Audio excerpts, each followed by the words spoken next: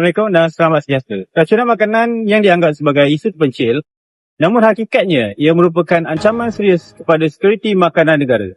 Saban tahun ribuan kes dilaporkan melibatkan pelbagai premis daripada sekolah hinggalah ke institusi besar. Sebagai BPKP, tugas kami bukan sekadar memantau tetapi memastikan setiap rantaian makanan adalah selamat untuk dimakan.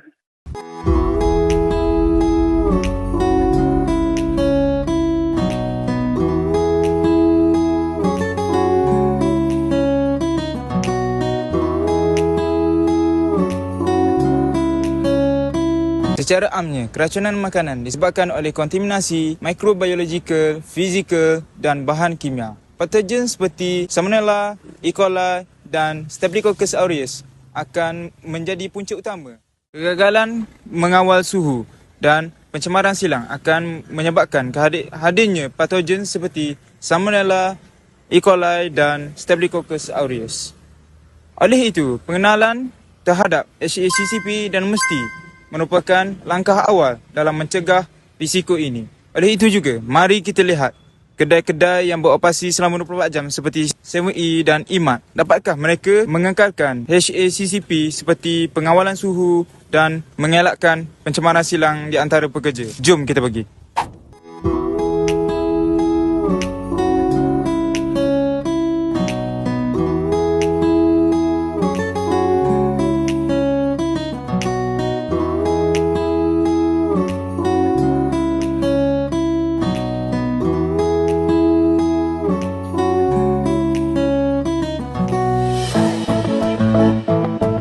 Dapat lihat di dalam video montaj itu tadi, terdapat beberapa kedai yang melanggar kawalan suhu di bawah HACCP, iaitu suhu yang berlebihan di peti chiller dan peti sejuk. Oleh itu, pihak pengurusan kedai perlu memastikan penyelenggaraan secara berkala perlu dilakukan di setiap cawangan ataupun kedai-kedai yang mempunyai chiller dan peti sejuk tersebut bagi mengelakkan keracunan makanan dan menyebabkan patogen-patogen seperti bakteria, coli, salmonella dan Staphylococcus aureus terus membiak di dalam tersebut dan akan mengakibatkan keracunan makanan kepada pengguna. Ini saya ingin berkongsi tentang bagaimana keracunan makanan boleh berlaku di sekitar premis makanan. Keracunan makanan biasanya berlaku apabila kita makan makanan yang tercemar, sama ada makanan itu tidak bersih, penyimpanan yang tidak betul ataupun pengendali makanan yang tidak menjaga kebersihan. Perkara ini boleh menyebabkan simptom seperti sakit perut, cirit-birit, muntah dan demam. Oleh itu, kebersihan makanan dan kebersihan premis makanan amat penting untuk menjaga kesihatan pengguna. Salah satu cara pengguna mengenal pasti premis makanan yang menitik beratkan kebersihan iaitu melalui CJ Best yang bermaksud bersih, selamat dan sihat yang diiktirafkan oleh Kementerian Kesihatan Malaysia. Untuk mengetahui tahap kesedaran orang ramai tentang perkara ini, saya akan menemubual salah seorang orang awam di sekitar premis makanan. Assalamualaikum Encik, maaf mengganggu. Boleh saya minta 5 minit untuk temubual Encik tentang premis makanan? Boleh. Encik selalu ke datang ke premis makanan ni? Ya, saya selalu sebab premis makanan dekat dengan rumah saya. Apa yang membuatkan Encik selalu makan dekat sini? Bagi saya sebab sini kebersihannya nampak lebih teratur dan juga diikut SOP makanan yang tetap lah. Encik ada perasan tak CJ Best dekat premis makanan ni? Ya, saya ada perasan. Bagi saya baguslah sebab itu bermaksud kedai ni menjaga kebersihan dan juga cara penyediaannya betul lah. Pada pandangan Cik, kenapa kedai makan ni kena bersih? Bagi saya kebersihan tu penting sebab kalau kedai makan tu bersih maksudnya kita lebih yakin untuk makan lah. Lagi satu untuk mengelakkan daripada kita kena keracunan makanan. Kalau contoh tiba-tiba Cik kena keracunan makanan selepas makan di restoran, apa tindakan awal yang Cik akan buat?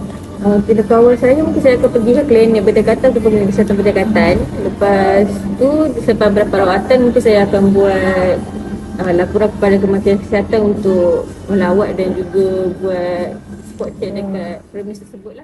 Cik ada apa-apa macam cadangan tak untuk orang ramai untuk pilih tempat makan yang bagus? Bagi saya lah, first kita kena tengok pada kebersihan kedai tersebut. Satu lagi cara penyediaan kedai tersebut betul ke tak. Lagi satu, kalau kedai tersebut ada CJ Best tu lagi bagus lah. Maksudnya cara penyediaan dia memang mengikut peraturan dan juga SOP makanan sebenar. Okey, terima kasih Encik. Okey, keracunan makanan ini adalah kita tarifkan apabila seseorang jatuh sakit ataupun mengalami simptom adalah disebabkan oleh makanan yang telah dicemari oleh patogen seperti E. coli, salmonella dan sebagainya. So, ejen-ejen ni akan menyebabkan simptom seperti cerit-berit, muntah, diarrhea pada bahagian pencernaan kita. Okey, untuk cabaran yang membimbangkan dalam rantaian makanan ini adalah cross contamination. Ini adalah pencemaran silang yang disebabkan oleh cara kita handle makanan tersebut dan cara kita menyimpan makanan tersebut boleh menyebabkan pencemaran silang. Untuk soalan ni, ramai pengenali dia agak terlupa ataupun melakukan silapan berkenaan dengan suhu yang sesuai untuk makanan tu lah. Ramai yang meletakkan makanan mereka pada suhu bilik. Untuk suhu makanan 5 hingga 60 darjah Celsius adalah suhu yang kita panggil suhu bahaya, yang membolehkan bakteria tersebut grow ataupun membiak. Jadi ramai yang terlepas pandang membiarkan makanan pada suhu bilik terlalu lama. Apabila berlakunya kluster keracunan makanan, sudah tentulah ramai sumber tenaga kerja akan dikerahkan, PPKP, nurses, doktor, kita akan kerahkan untuk mengekang wabak ini daripada menular. Tetapi alhamdulillah di daerah kita dapat menangani dengan kerjasama semua unit dalam menangani sebarang wabak, tak kisahlah wabak keracunan makanan, HMD, denggi dan sebagainya. Keracunan makanan adalah sesuatu yang tidak menyenangkan, tetapi ianya boleh dielakkan dengan melakukan beberapa langkah-langkah utama yang boleh diamalkan untuk memastikan makanan anda dalam keadaan yang selamat. Yang pertama, amalan kebersihan diri, iaitu basuh tangan dengan menggunakan sabun dan air suam sekurang-kurangnya 20 saat untuk memastikan tangan anda sentiasa berada di dalam keadaan yang bersih.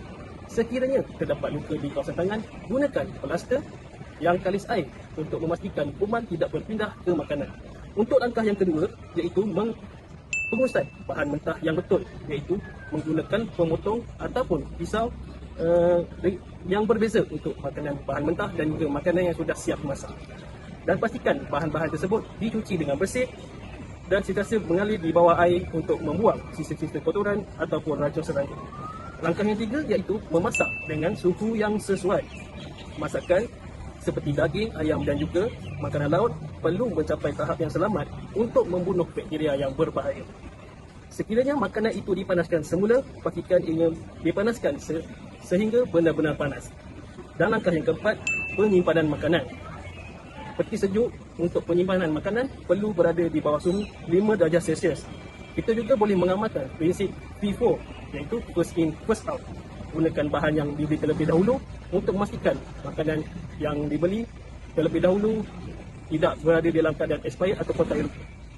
Dan yang terakhir iaitu pemeriksaan produk. Jangan sesekali mengambil risiko dengan memakan produk yang telah melepasi tanda rumput, dan pastikan kita menggunakan lihat, hijau dan rasa. Dan sekiranya terdapat tanda-tanda seperti rosak, bau masam, terus buang. Jangan menyimpannya lagi untuk memastikan kita selamat daripada keracunan makanan. Apabila ragu-ragu tentang tahap keselamatan satu makanan, adalah lebih baik kita membuangnya daripada mengambil risiko kesihatan yang serius. Sebagai kesimpulan, janganlah kita memandang rendah tentang isu keselamatan makanan. Sama-sama kita amalkan budaya keselamatan makanan yang tinggi dalam kehidupan masyarakat. Ingat pesanan saya, sentiasa lihat, hidu dan rasa sebelum makan. Mencegah itu lebih baik daripada merawat. Terima kasih. Untuk info selanjutnya, jangan lupa jumpa di program Kronologi kami 7.0 pada 10 Jun 2026. Jumpa anda di sana.